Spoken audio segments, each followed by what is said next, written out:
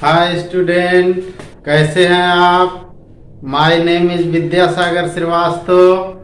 आज मैं आपके लिए ड्यूल नेचर का एक नया टॉपिक मैटर वेव लेकर आया हूं। ठीक है, मैटर वेव्स यानी द्रव्य तरंगे, यानी इन्हीं को कहते हैं दी ब्रागली वेव्स। ठीक है, ये wave associated with a moving body due to its motion is called matter wave और डी ब्रागली वेव। ठीक है, किसी भी गतिमान वस्तु में उसकी गति के कारण संबद्ध होने वाली तरंगों को डी ब्रागली तरंगे या द्रव्य तरंगे कहते हैं। ठीक है, और द्रव्य तरंगों की तरंग दैर्घ्य को डी ब्रागली वेवलेंथ कहते हैं। ठीक है, wavelength of the matter wave is called de Broglie wavelength. De Broglie wavelength is represented by lambda. ठीक है, formula for de Broglie wavelength, lambda is equal to h upon mv,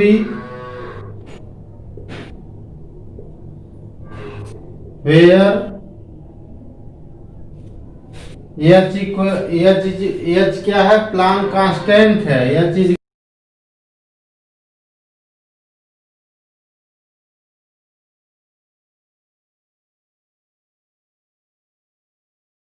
Planck constant है h। ठीक है इसकी, इसका मतलब इस फार्मूले से हम नेचर भी बता सकते हैं ना कि कैसी होगी डी ब्रागली वेव। ठीक है, तो पहला नेचर इसका देखिए, नेचर ऑफ मैटर वेव।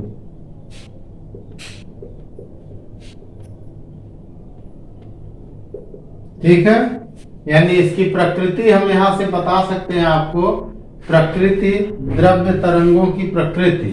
ठीक है,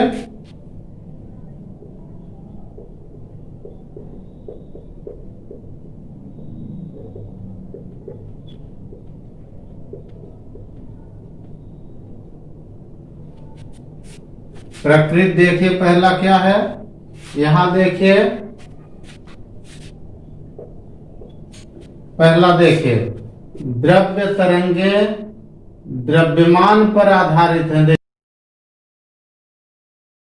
पहले हम इसका नेचर देख सकते हैं, लैम्डा प्रोपोर्शनल टू 1/m है, यानी जिसका मास जितना अधिक होगा यह तरंगे, इस तरंग की तरंग दैर्घ्य उतनी छोटी होगी। ठीक है, यानी पहला तो यह है कि ये द्रव्यमान पर डिपेंड होंगी, जिसका द्रव्यमान जितना ज्यादा होगा उसकी द्रव्य तरंग की तरंग दैर्घ्य उतनी छोटी होगी। ठीक है, यानी lambda proportional to 1/m।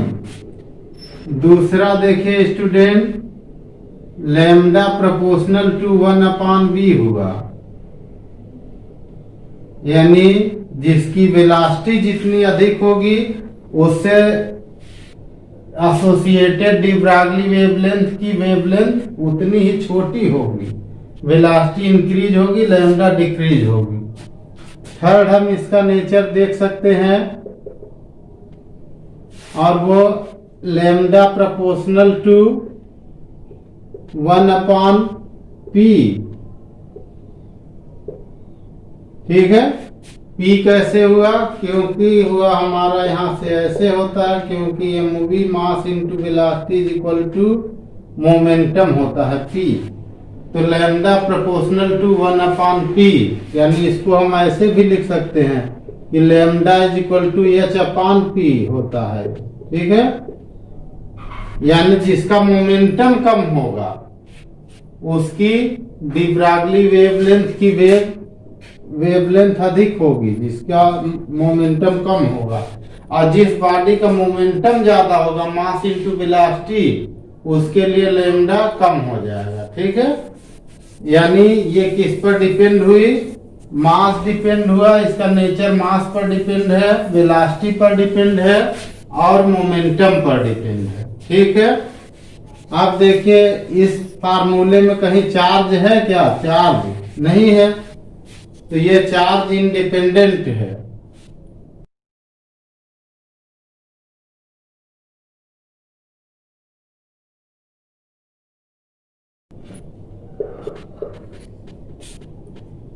Charge independent.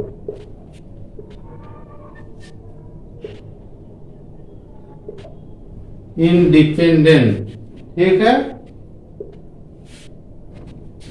यह वेव चार्ज पर डिपेंड नहीं है, यानी आवेश पर निर्भर नहीं करती है, ठीक है।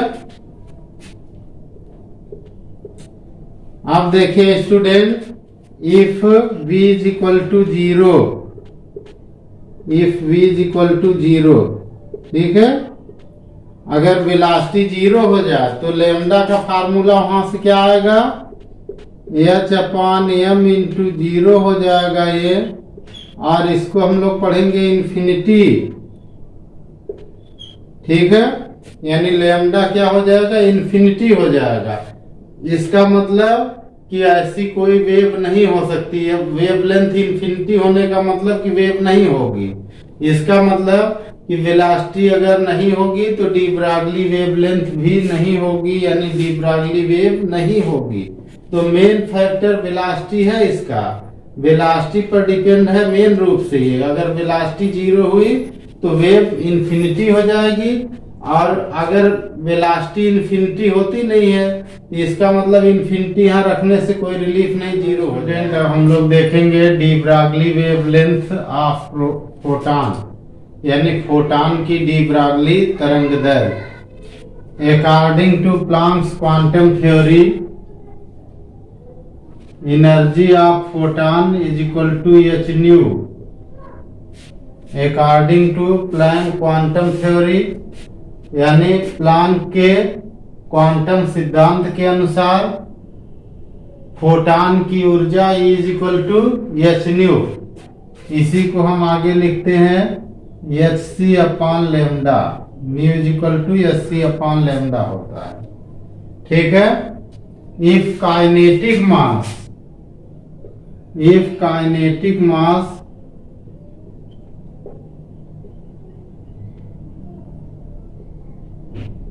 if kinetic mass of photon is small m, then according to Einstein mass energy equation E is equal to mc square। Equation number 1, equation number 2, ठीक है। देखो स्टूडेंट, अगर फोटॉन का गतिक द्रव्यमान m है तो आइंस्टीन के द्रव्यमान ऊर्जा समीकरण के अनुसार उसकी ऊर्जा होगी E is equal to mc square, ठीक है। इक्वेशन 1 और 2 दोनों के इक्वल कर दो, तो फ्रॉम इक्वेशन 1 एंड 2, 1 एंड 2, तो आ जाएगा mc square is equal to hc upon lambda. Lambda is equal to hc upon mc square, एक c कैंसिल हो गया, lambda is equal to h upon mc आया, ठीक है। ये फोटॉन की डी ब्रागली वेवलेंथ का फार्मूला हुआ, lambda is equal to h upon mc, ठीक है। अब देखो स्टूडेंट कि momentum of photon, momentum of photon P is equal to mc हुआ।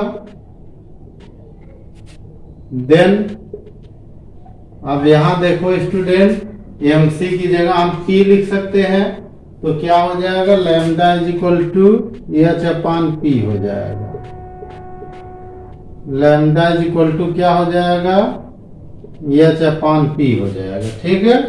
ये डी ब्रागली वेवलेंथ का फोटॉन के लिए फार्मूला है दोनों, ठीक है।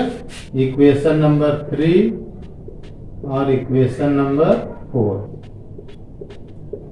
अब देखो स्टूडेंट, एक नोट पॉइंट यहां हम लोग देख लें, ठीक है। नोट पॉइंट में देखिए, if a body of mass small m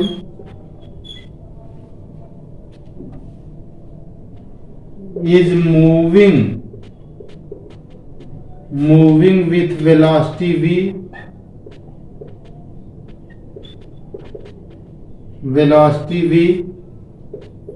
then de Broglie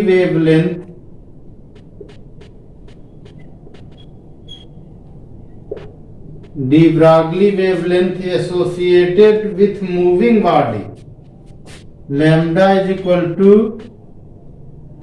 h upon p. P means momentum is equal to h upon mv होगा।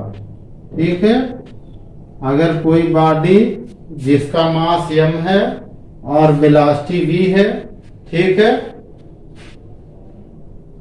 वो यदि कोई m द्रव्यमान की वस्तु वेग v से गतिमान है तो उससे संबद्ध डी ब्रॉगली तरंग दैर्घ्य lambda is equal to h upon p is equal to h upon mv, de Broglie wavelength.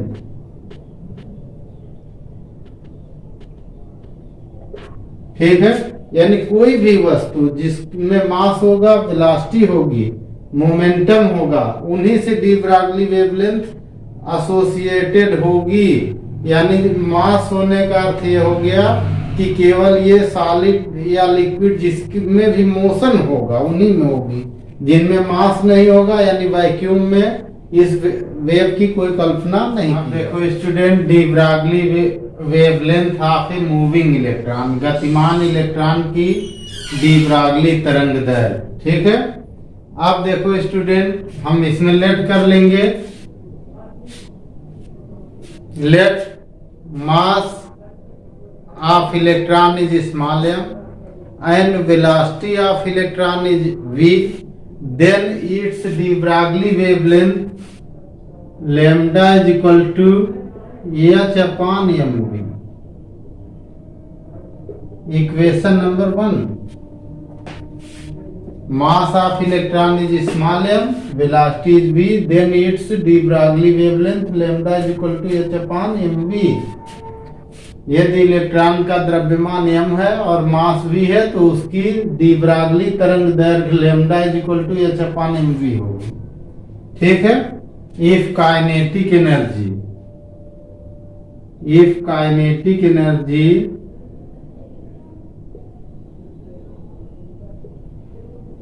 Energy of electron, if kinetic energy of electron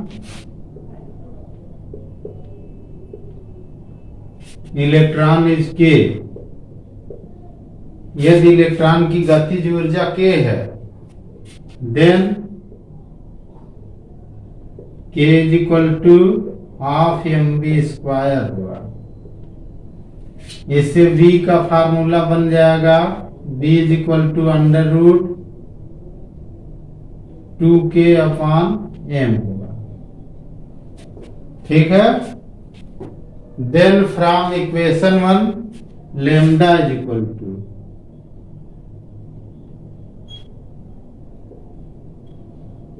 ठीक है, lambda is equal to, हम देखो स्टूडेंट h को हमने वहीं छोड़ दिया, m आ गया नीचे, ये अंडर रूट में आ जाएगा, v की वैल्यू हम लोग रख रहे हैं तो m upon under root 2k आ जाएगा। नीचे है v और ऊपर हमने रख दिया है तो इससे लैम्डा की वैल्यू आ जाएगी, लैम्डा इज इक्वल टू, देखिए यहाँ m से m कैंसिल हुआ तो नीचे आ जाएगा h upon under root 2m के आ जाएगा। ये इक्वेशन नंबर 2 होगा। ठीक है, if this electron is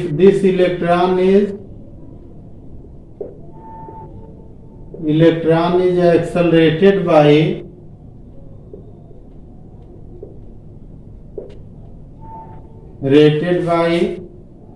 potential difference v,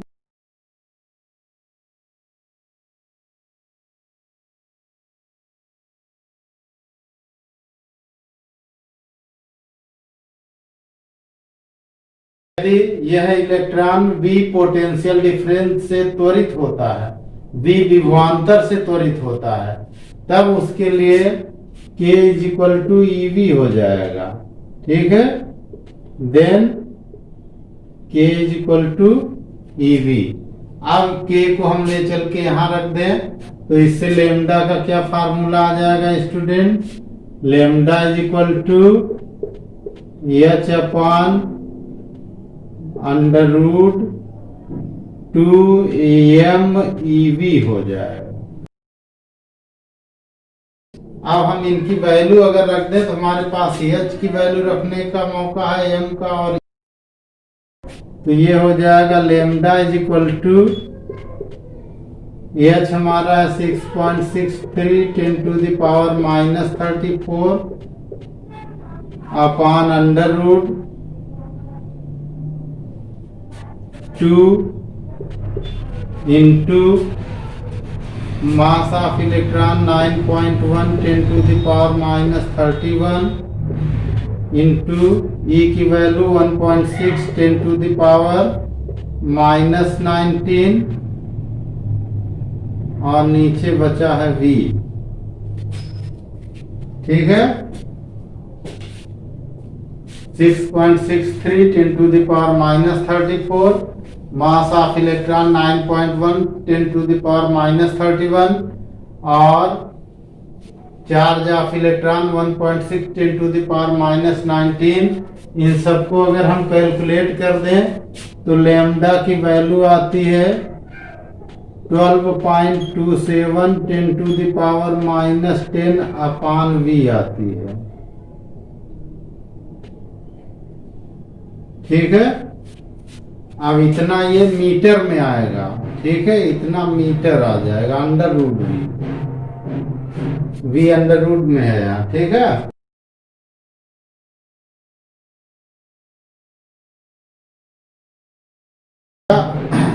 angstrom में अगर इसे लिख दें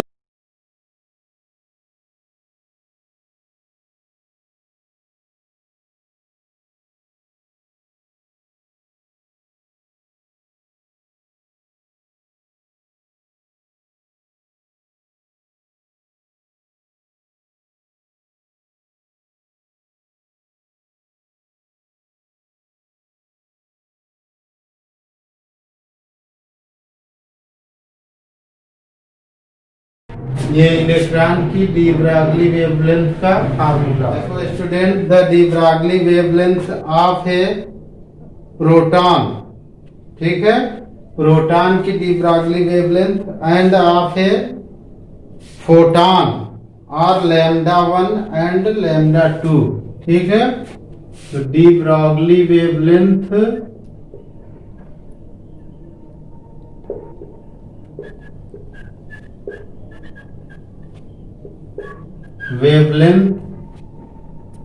ऑफ, पहला तो दिया है प्रोटॉन। ठीक है, प्रोटॉन के लिए दिया है λ1 = λ1। ठीक है, और दूसरा दिया है फोटॉन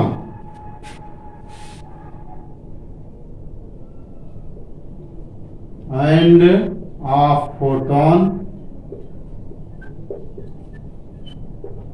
ये दिया है λ2।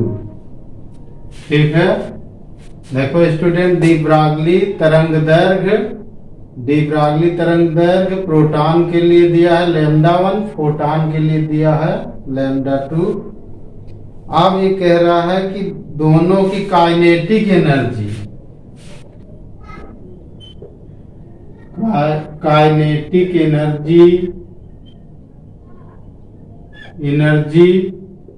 Of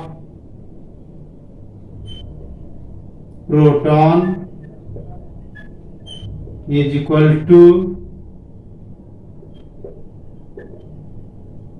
kinetic energy of photon. और ये दोनों ही दिए हुए हैं E, दोनों लिखा है कैपिटल E। दोनों की काइनेटिक एनर्जी सेम है। ठीक है, अब हमें रिलेशन निकालना है इन तीनों में, λ1, λ2 एंड ई के बीच। देखो स्टूडेंट,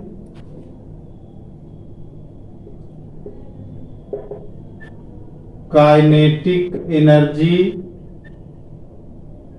एनर्जी ऑफ प्रोटॉन, ठीक है। तो प्रोटॉन की काइनेटिक एनर्जी क्या होगी? प्रोटॉन E दिया हुआ है, E is equal to 12mv² होगा, ठीक है। इससे V का फार्मूला आ जाएगा, V is equal to √2E upon m। अब डी ब्रागली वेवलेंथ λ1 ये प्रोटॉन की लिखी है काइनेटिक एनर्जी, तो λ1 is equal to H upon mv हुआ। और इसको हम लोग सॉल्व कर दे V की वैल्यू रख कर किए तो आ जाएगा √2 me आ जाएगा, ठीक है। यानी हम λ1 का एक फार्मूला बना देंगे, H अपॉन √2me। ये इक्वेशन नंबर 1 हो जाएगा, ठीक है। अब हम देखेंगे फोटॉन की डी ब्रागली वेवलेंथ क्या होगी। तो λ2 इज इक्वल टू फोटॉन की डी ब्रागली वेवलेंथ क्या होती है, H अपॉन P होती है, ठीक है। फोटॉन की de Broglie wavelength λ is equal to H upon P होती है। अब अगर हमको एनर्जी बनाना तो C से ऊपर नीचे मल्टीप्लाई कर दें तो is equal to Hc upon Pc हो गया। और Pc जो होगी फोटॉन की एनर्जी हो जाएगी, तो ये हो जाएगी Hc अपॉन E हो जाएगा फोटॉन की एनर्जी, यानी λ2 इज इक्वल टू हो गया Hc अपॉन E हो गया। ये इक्वेशन नंबर 2 हो गया। अब इक्वेशन 1 और 2 को डिवाइड कर देंगे, ठीक है। तो डिवाइड करने पर आ जाएगा λ1 अपॉन λ2 इज इक्वल टू, देखो स्टूडेंट S से H कट गया, ये ऊपर चला जाएगा, E अपॉन C नीचे आ जाएगा, √2me आ जाएगा, ठीक है। इसको अगर आगे थोड़ा हम बढ़ा दें तो λ1 अपॉन λ2 इज इक्वल टू आ जाएगा 1 अपॉन C √ का आ जाएगा E अपॉन 2m आ जाएगा। अब यहां से देखो student, mass of proton constant है, speed of light c constant है, ठीक है। इसका मतलब λ1 अपॉन λ2 का यहाँ से जो फार्मूला बनेगा λ1 अपॉन λ2 प्रोपोर्शनल टू √e बनेगा। यही हमें प्रूव करना था, ठीक है स्टूडेंट।